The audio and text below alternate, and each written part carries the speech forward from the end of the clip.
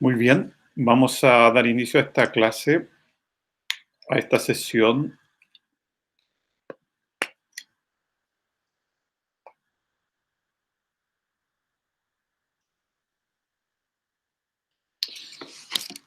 Bien, esta es una sesión en que vamos a estar revisando los cambios climáticos los últimos 2000 años.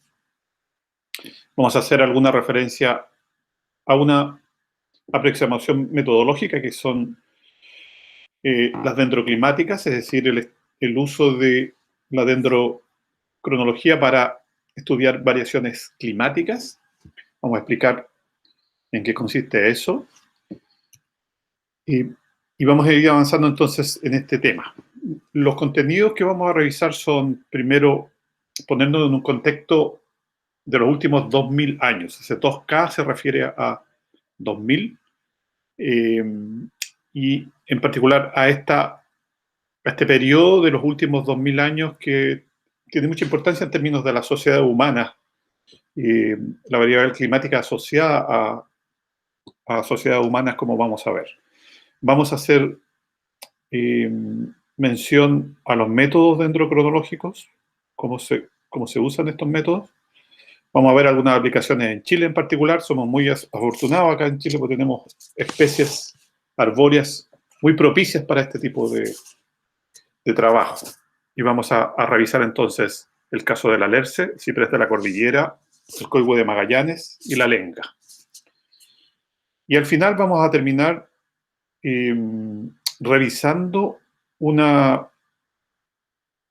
un estudio reciente hecho para Sudamérica, que es el Atlas de Sequías de Sudamérica, en donde la aplicación o la aproximación dendroclimática ha sido exitosamente usada para reconstruir las sequías de este subcontinente.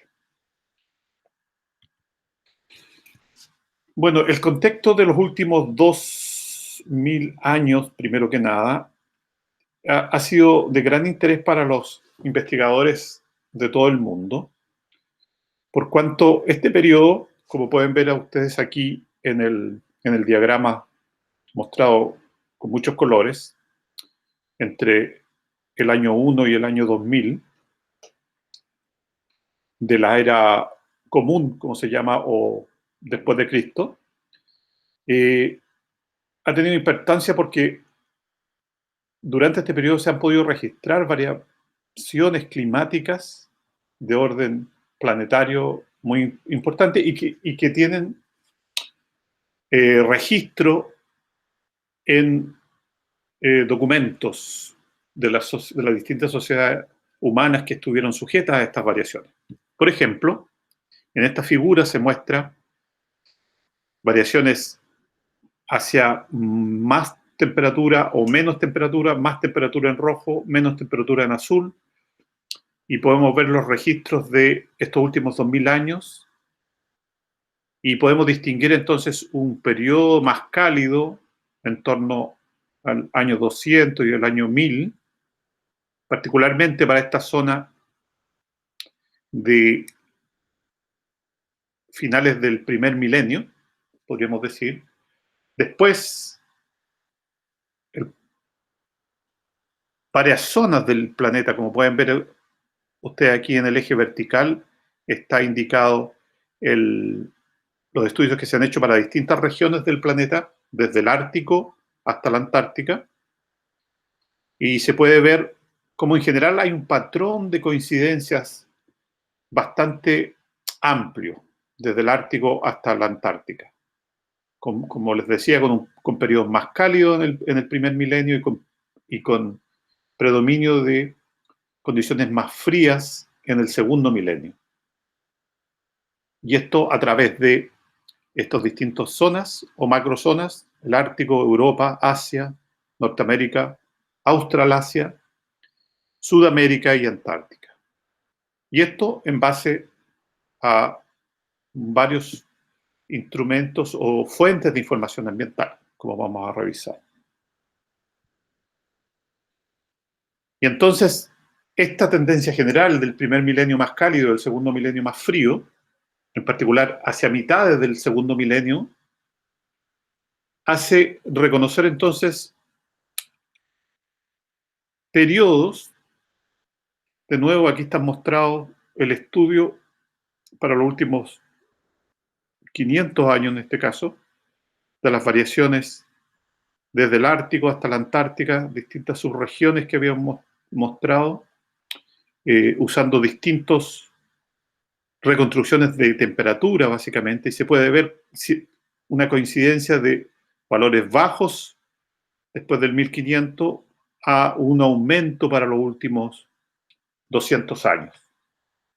Eso tiene una correspondencia para casi todo el planeta y se ha estudiado entonces usando una infinidad de registros paleoambientales. En esta figura entonces vemos estas condiciones globales. Perdón, la figura 2 muestra las condiciones de enfriamiento en el pasado milenio, desde el 1300 en adelante hasta inicios del 1900. Y la figura 3 mostraría entonces el calentamiento que ha tenido el planeta en general para los últimos 200 años. Básicamente después de la revolución industrial. Esto, como les digo, se ha estudiado en todo el planeta. ¿Y cuáles son los registros ambientales que se han usado? Bueno, aquí hay una lista. Aquí está todo el planeta con los distintos estudios en distintos colores y se puede ver todas las fuentes de información, desde bivalvos, corales, series de documentos, sedimentos de lagos, sedimentos marinos, espeleotemas, que son las estalactitas y estalagmitas que se encuentran en cuevas en todo el mundo. Y muy importantemente están mostrados aquí los registros a partir de árboles, de bosques, ¿no es cierto? Se puede ver un amplio registro en Norteamérica, en Europa, en Asia, en Australasia y también en Sudamérica, particularmente en los Andes. Por lo tanto, los árboles como registradores de los cambios ambientales y en particular sus anillos de crecimiento son una muy buena fuente de información paleoambiental. Una primera fase tuvo que ver con, como les decía, con ese tipo de estudios globales, reconocer macroregiones y ver qué tipo de información y qué tan coincidentes era en la información. Una segunda fase de este programa 2K de una organización que se llama PEIES estuvo más centrado en hacer redes transregionales, ya no centrarse tanto en región por región, sino que ver temas y desarrollarlo en distintas regiones. Entonces, varias iniciativas se concordaron. Esta fase incluyó desde el año 2014 al 2016, básicamente. Y aquí tenemos algunos ejemplos. El ClimArc Date estuvo referido a estudios arqueológicos en esta época, para los últimos 2000 años. Varios grupos de investigación se coordinaron y hicieron estudios. Aquí hay un registro hecho en Groenlandia. Esta es una construcción estudiada por arqueólogos, una construcción antigua estudiada por arqueólogos de lo que habría sido la ocupación de Groenlandia hacia finales del primer milenio, en una época en que fue más cálida que el presente, o que el resto del tiempo, y permitió entonces ciertos asentamientos en esa zona que estuvo después congelada y que en el último tiempo se ha estado descongelando de nuevo. Esta otra iniciativa que se muestra aquí, el GMST Reconstruction, tiene que ver con reconstrucciones que hicieron varios grupos en colaboración de la temperatura global media para los últimos 2000 años, usando distintos registros de nuevo. Y aquí pueden ver ustedes cómo estos registros en general mostraron un promedio bastante coherente. Más ejemplos: estudios con corales, estudios con bivalvos. Voy a pasar rápido por esto porque en el fondo ustedes van a poder revisar esto, pueden ir a los links en donde hay más información, en particular de la página Pages, donde hay mucha información respecto a estas redes. Pueden revisarlas con más detalle. Yo se las quiero mostrar para que vean ustedes la variedad de trabajos que se han hecho en los últimos tiempos. El ISO 2K, que tiene que ver con estudios con isótopos. El Paleolink, que tuvo que ver con tratar de modelar la respuesta o el trabajo que se había hecho a partir de reconstrucciones usando anillos de árboles. El Aramate, que revisó también en distintas zonas la concordancia entre estudios hechos en anillos de árboles, de nuevo, espeleotemas, otolitos de peces, todos registros anuales que dan idea de cómo varió el ambiente en el tiempo y que se pueden comparar. El Global TCFR, que tuvo que ver también con reconstrucción de temperaturas, y finalmente este CLIVAS 2K centrado en la variabilidad climática en la Antártica, pero también para los últimos 2000 años. De nuevo, segunda fase de este programa con redes transregionales. Y ahora, ya terminando, digamos, con este año 2020, se desarrolló la fase 3 del 2017 al 2020, que ha sido un esfuerzo de integrar la información de las redes regionales, las transregionales y las temáticas. Y pueden ver aquí un esquema triangular donde se puede ver cómo interactúan todas estas distintas fuentes de información. Entonces, esto para que ustedes tengan una idea de cómo se ha desarrollado el esfuerzo de la investigación a través de estos últimos años, en particular concentrado en la variabilidad climática de los últimos 2000 años. Como les decía, una de las fuentes de información más importantes a nivel planetario y que ha servido de base para todas estas comparaciones son los anillos de árboles. Los anillos de crecimiento de árboles, de los árboles, es el crecimiento que se va acumulando anualmente, sobre todo en ambientes templados, como la Patagonia o los Andes de Sudamérica, en donde el crecimiento del árbol en diámetro ocurre, digamos, a través de la acumulación de tejido vegetal en capas circulares año tras año, anuales. Por lo tanto, los anillos de crecimiento anual de los árboles sirven como un registro de las condiciones ambientales en las que ocurre este crecimiento. Y el uso de esta fuente de información ambiental es lo que llamamos dendrocronología. Dendro por árbol, crono por tiempo y logos, el estudio de estas series temporales. Y esta aproximación metodológica se ha usado para tanto en ciencias naturales como ciencias sociales. Ha tenido múltiples usos. Ahora, esta ciencia o aproximación metodológica se desarrolló desde principios del siglo XX y la desarrolló un investigador que está mostrado aquí en la lámina, que es Andrew Ellicott Douglas, un astrónomo norteamericano, un astrónomo de Estados Unidos, que interesaba en temas astronómicos, quiso buscar alguna referencia en el ambiente terrestre de actividades solares en las que estaba él interesado, y se le ocurrió revisar estas series de anillos de crecimiento y se encontró con que habían ciertos patrones en el crecimiento que eran similares para todos los árboles de una zona y que diferían de otras zonas. Entonces, interesado en estos patrones, finalmente se terminó dedicando a esta aproximación metodológica, la dendrocronología. Anecdóticamente, les puedo contar que el doctor Douglas nunca más se dedicó a la astronomía y dedicó todo el resto de su vida al desarrollo de la dendrocronología, con distintas aplicaciones. Entonces, lo que tenemos son series acumuladas de crecimiento del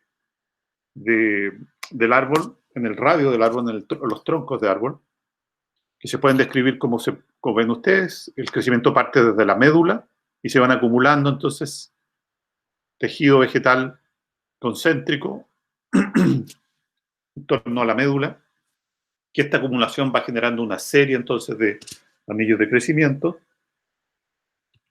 que se pueden ver acá. Los métodos para obtener estas muestras son de árboles vivos. Lo que se hace es obtenerlo a través de taladros de incremento que nos permiten obtener muestras del crecimiento radial de los árboles sin matar el árbol. O sea, se obtiene la muestra directamente y no se produce y no se provoca ningún daño significativo al árbol. El árbol sigue creciendo y el orificio que uno deja es como ponerle una inyección casi al árbol, sacar un bocado del árbol, y el orificio que queda en el árbol, generalmente el árbol lo termina cerrando por sí mismo. Y uno se queda entonces con lo que se puede ver aquí, el registro, un cilindro de crecimiento del árbol durante toda su vida. De árboles muertos uno puede conseguir rodelas de manera de tener el total del crecimiento en una rodela que toma el total del crecimiento del árbol, ¿no es cierto? Esto en realidad es no una rodela, les puedo mostrar una, pero muestra la idea de lo circular y como en el centro está la médula y el crecimiento entonces se da alrededor del centro. Y esto se puede analizar bajo microscopio, contar cuántos anillos de crecimiento tuvo el árbol en su vida y después tomar mediciones de la variación de un año en otro, que puede ser el ancho del anillo, cuánto creció, si creció más o menos, o la composición química del anillo, si tiene más o menos de un isótopo u otro, la densidad de la madera, en fin, hay varios indicadores que se pueden medir.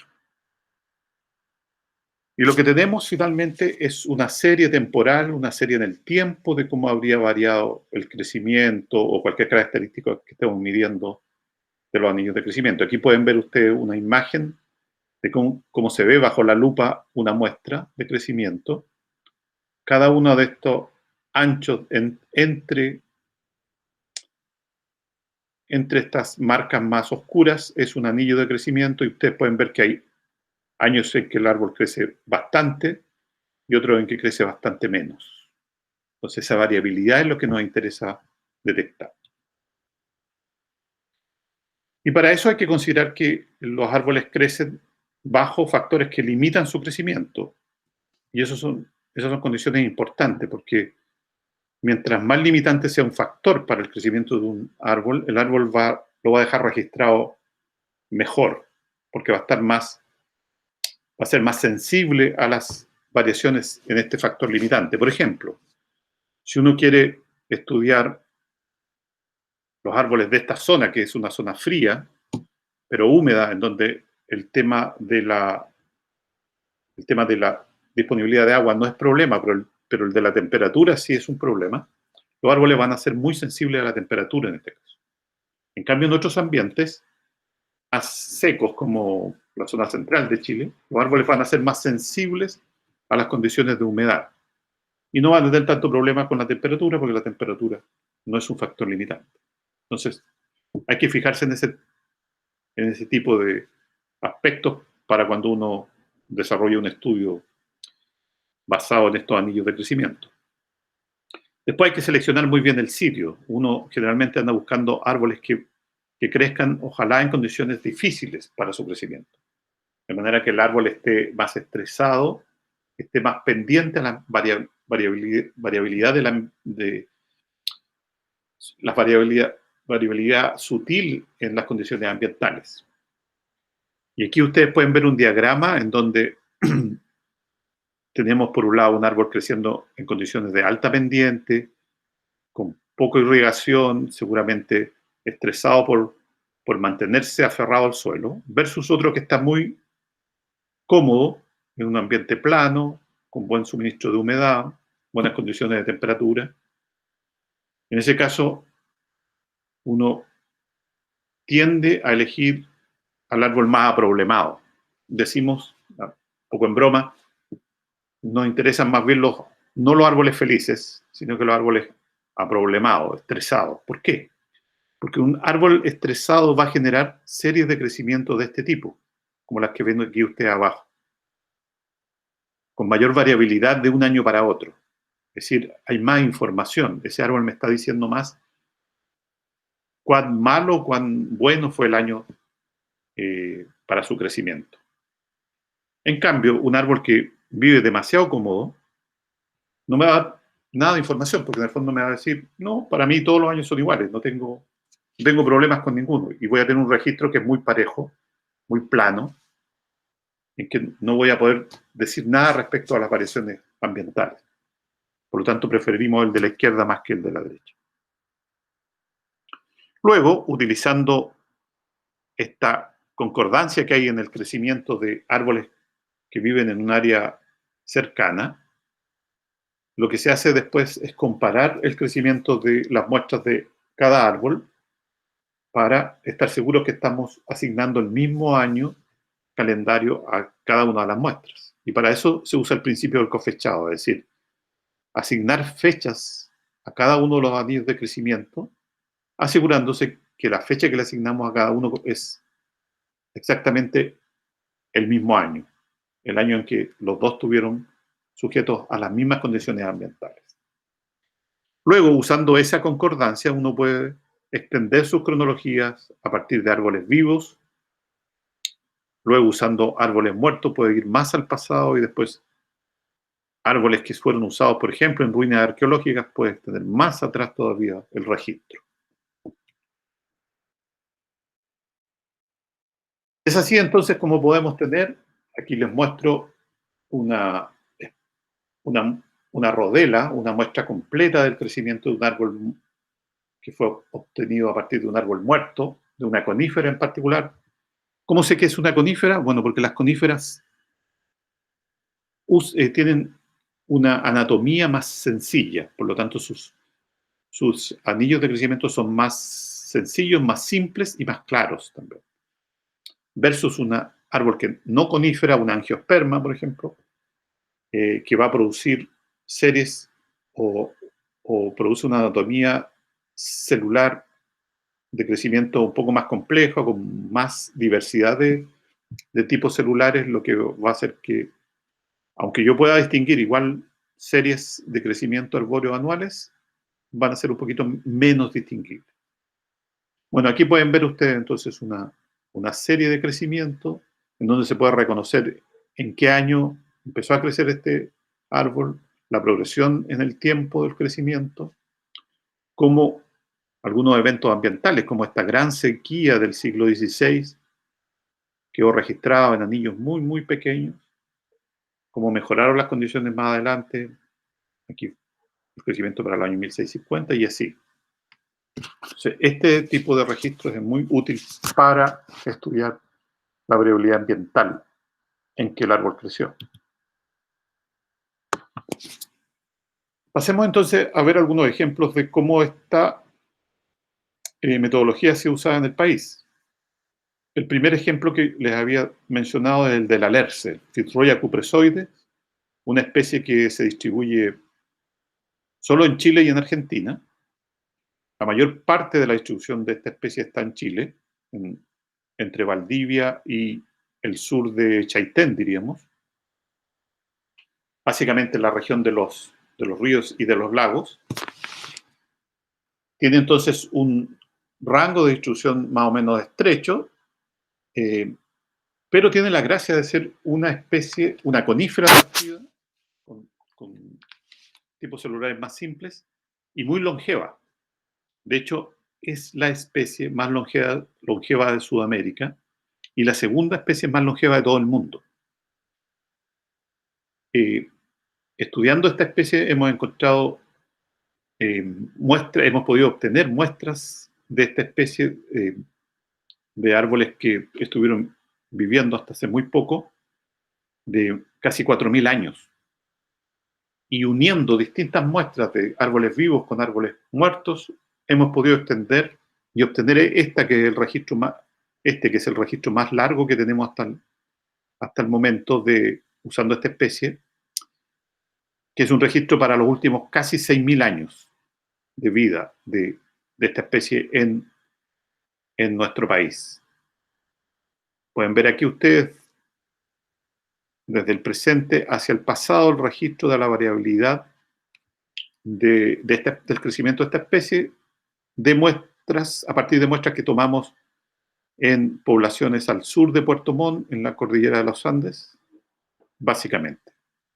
Los bosques de Alerce están también distribuidos por la cordillera de la costa, desde Valdivia al sur y también en Chiloé, en la isla de Chiloé.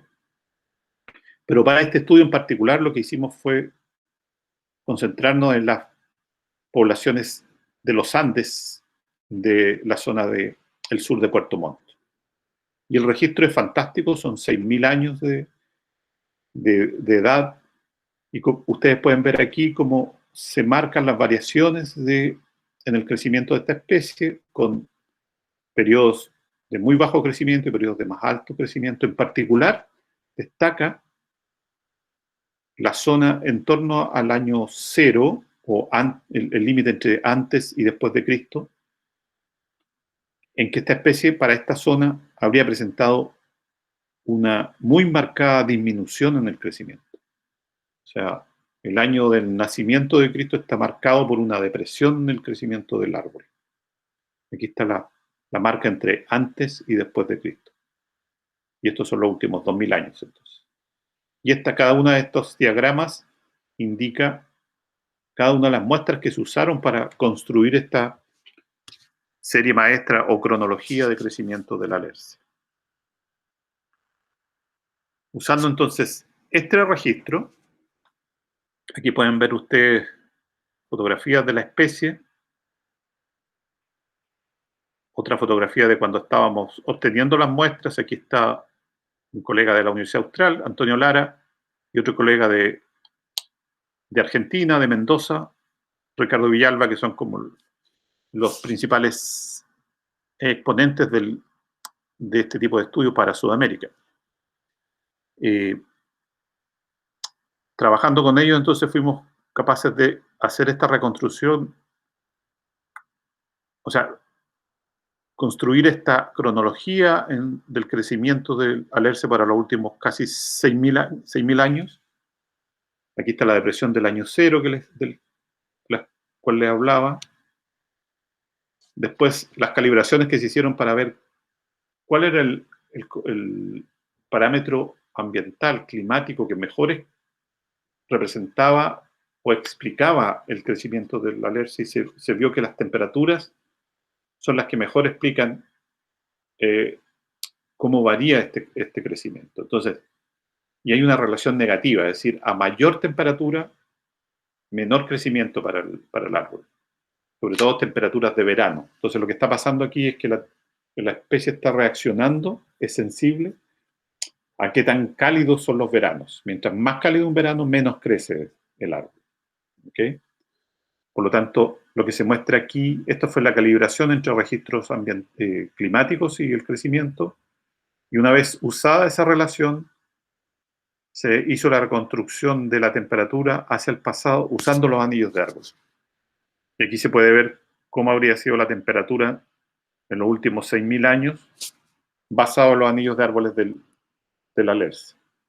Aquí se puede ver que para el año cero habría sido un año de mucha temperatura, o sea, de muy poco crecimiento para el Alerce. Por eso, a diferencia de la cronología que la mostrábamos con una depresión en el crecimiento, mostrada acá, cuando hacemos la reconstrucción de la temperatura, lo que tenemos es valores altos de temperatura, porque corresponden con este menor crecimiento para el Alerce. Se relacionó además esto con otros registros independientes, como son las variaciones en los glaciares, y se puede ver una buena concordancia entre ambas variables o comparaciones, y también con la cantidad de radiación solar que recibió el ambiente en que creció el alerce. Aquí se pueden ver la comparación entre la reconstrucción de temperatura en azul y la cantidad de radiación solar o irradiación solar para la misma época, y hay una buena correspondencia. La segunda especie de nuestro país utilizada para este tipo de estudios es el Austrocedrus chilensis, o ciprés de la cordillera, que crece entre San Felipe, al norte de Santiago, y la zona también de Puerto Montt, al sur de Puerto Montt. Tiene una extensión mucho más grande, latitudinal en su distribución. También es una conífera, crece básicamente en los Andes, a partir de ciertas alturas, a partir de los por lo menos 600 metros sobre el nivel del mar, y es muy resistente a condiciones de aridez. Aquí se puede ver algunos de los ambientes en los que crece en la cordillera central. Fíjense, este árbol que fue portada de la revista Nature Geoscience, donde publicamos este estudio que encabezó nuestro colega Ricardo Villalba, se publicó el 2012. En ese caso se usó no solo el Austrocedrus está mostrado aquí en los puntos amarillos, sino que también para Sudamérica se utilizó Araucaria, registros de Araucaria mostrados en naranja acá, y registros para la zona austral del Coihue de Magallanes. Y se comparó las series de crecimiento de estas tres especies sudamericanas con especies en Tasmania, al sur de Australia, y en Nueva Zelanda, otras dos especies. ¿Y por qué se compararon esto? Porque se encontraba lo siguiente: encontrábamos que si uno hacía las cronologías de crecimiento de estas 6 especies, veíamos que para las series sudamericanas la tendencia era a un decrecimiento, a una disminución en el crecimiento en los últimos, digamos, 100 años. Y al mismo tiempo, para el mismo periodo, las especies de Tasmania y Nueva Zelanda tenían un comportamiento inverso. Cuando las sudamericanas bajaban en crecimiento, las de Australasia subían. Entonces eso fue un hecho que a través de esta publicación quisimos explicar, usando la misma metodología dendrocronológica, como qué explica este comportamiento para las últimas décadas, para el último siglo en particular. Y vimos que esto se relacionaba con un modo climático predominante para el hemisferio sur, que es la oscilación antártica, es decir, cuánto influye el continente antártico en las condiciones ambientales en torno a la Antártica, ¿ya? Y se vio que las condiciones de presión atmosférica polares versus las condiciones atmosféricas subantárticas, las que están en torno a la Antártica, son contrastantes, y hay una suerte ahí de dipolo. Ese dipolo y esa forma de variabilidad climática varía en el tiempo y explica entonces las tendencias ambientales. Va a influir la temperatura, la precipitación, la velocidad del viento, muy importantemente. Se ha visto que en los últimos años este patrón disímil de presiones atmosféricas en el polo sur, en la Antártica, en el continente ártico en particular, y en las latitudes medias del hemisferio, es contrastante, pero también es contrastante las condiciones en torno a la Antártica por el lado de Australia y Nueva Zelanda respecto a Sudamérica. Entonces, hay condiciones ambientales distintas y opuestas entre todas estas zonas. Y eso explicaría que el crecimiento de los árboles en Sudamérica sea tan distinto para la última época de lo que es en Australasia. En particular, la tendencia de esta forma de variabilidad ambiental para los últimos 50 años ha hecho que las condiciones en Sudamérica se hagan más secas y más cálidas, que el cinturón de vientos más fuerte se haya desplazado hacia el sur, generando más condiciones, menos condiciones de humedad, más condiciones de sequedad en el extremo sur de Sudamérica. Y lo opuesto pasa con eh, Australasia. Haciendo las correlaciones entre el crecimiento y el clima y estas condiciones forzantes, vimos que, por ejemplo, para el coihue de Magallanes hay una buena relación estadística entre el crecimiento y el clima de manera opuesta. A mayor temperatura, de nuevo lo mismo que pasa con el alerce, menos crecen los coihues de Magallanes.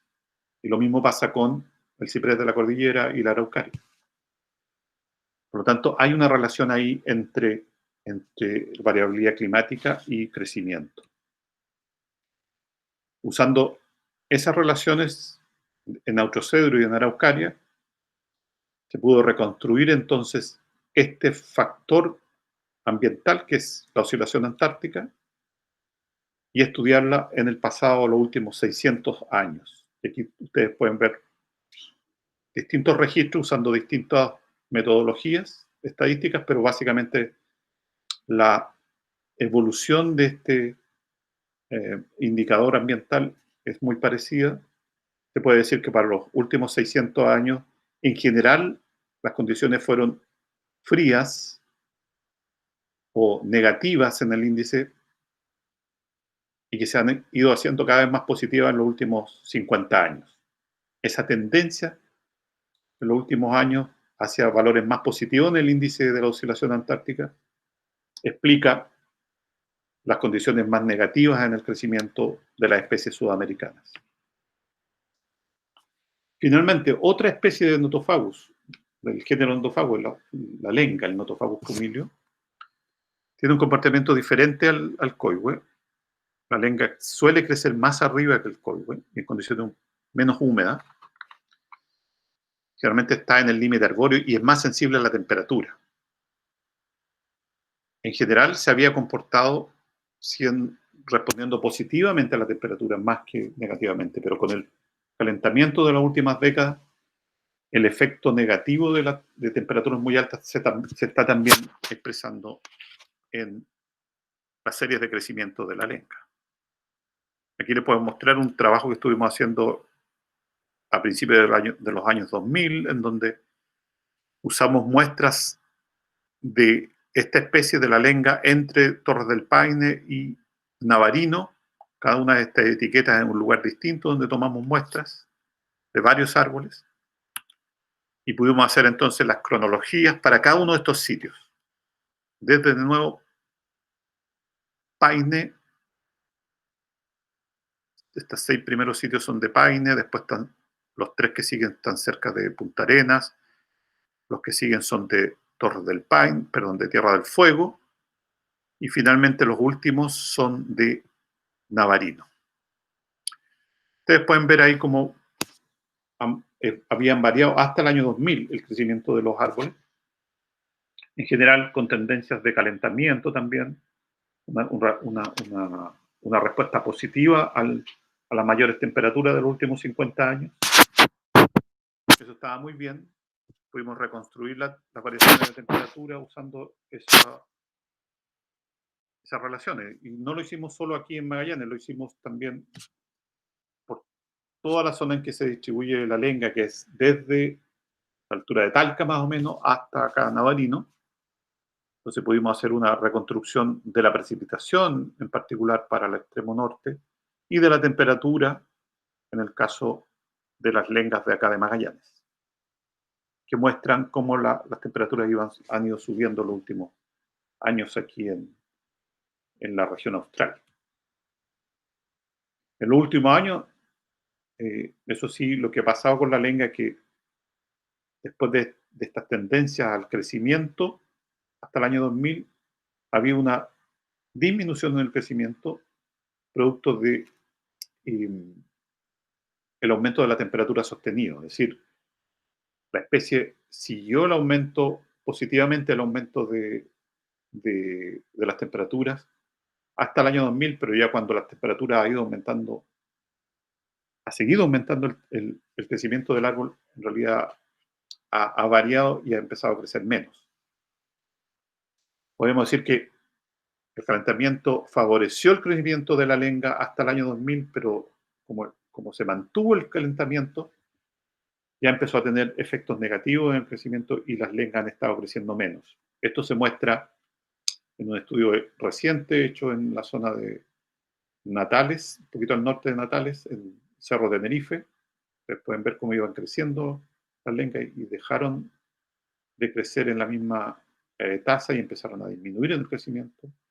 Lo mismo en otra zona de Laguna del Desierto, en el lado argentino, y en la zona de los lagos, en el volcán Choshuenco en particular, otro estudio que se hizo en el 2015 que muestra lo mismo. La especie cambió en su respuesta al clima, muy interesantemente. Aquí están los resultados del Monte Tenerife y cómo permitió, en este caso, en vez de reconstruir la temperatura, tuvo un mejor ajuste con la precipitación.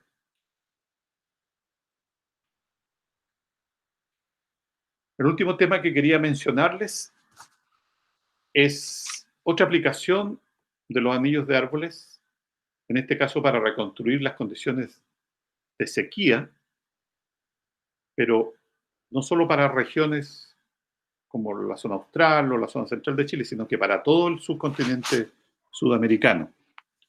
Y lo que se pudo hacer usando estas relaciones entre especies arbóreas y clima fue reconstruir condiciones de más sequía, condiciones más áridas y secas, y condiciones también húmedas para los últimos siglos en Sudamérica. Para eso se usó esta base de datos, se tomaron muestras de ancho de crecimiento arbóreo para la zona del altiplano, en base a una especie que es muy especial, que es la Polylepis tarapacana, que es la queñua, que es el árbol que crece más alto, de mayor altitud en el mundo, se distribuye en el altiplano de los 4.000 metros sobre el nivel del mar hacia arriba, hasta los 5.000, pasando los 5.000, y es un muy buen registrador de las condiciones ambientales de esa zona, temperatura y precipitación.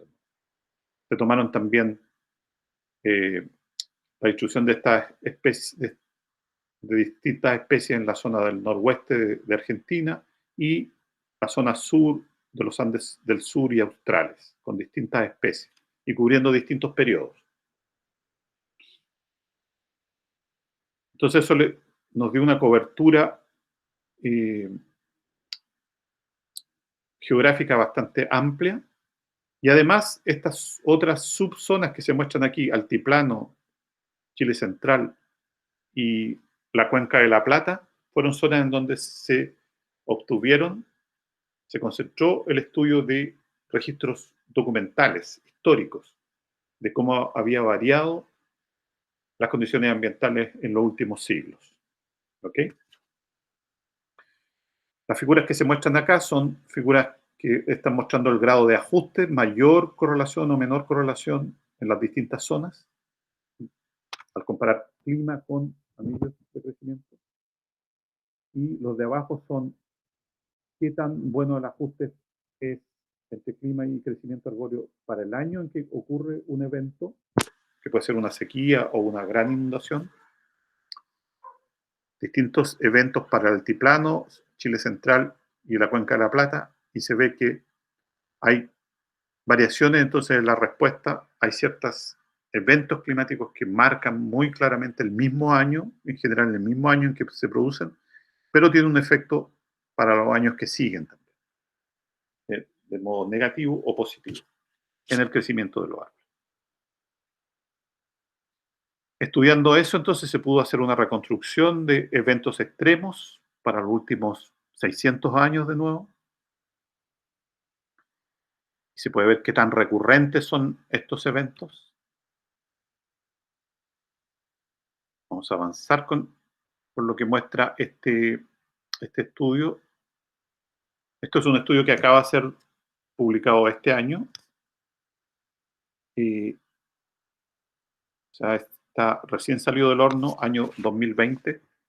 Y aquí se puede ver en estos diagramas, una vez reconstruidos los eventos, ya sea sequías o grandes inundaciones, se pudo hacer una correlación entonces entre lo que dicen los anillos de árboles respecto a cuáles fueron las condiciones ambientales y lo que dicen los registros instrumentales,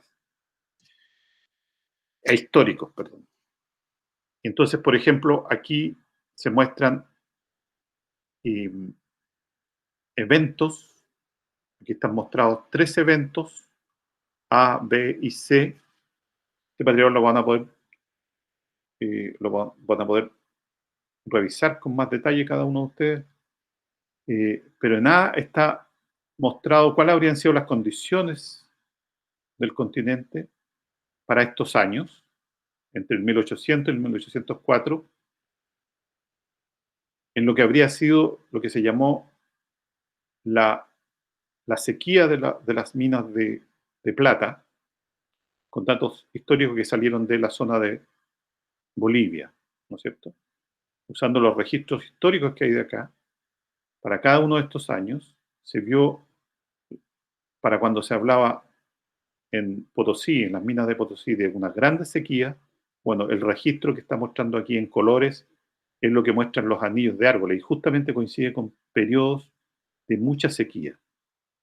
O sea, lo que dicen lo que dicen los registros históricos coincide con lo que dicen los anillos de árboles.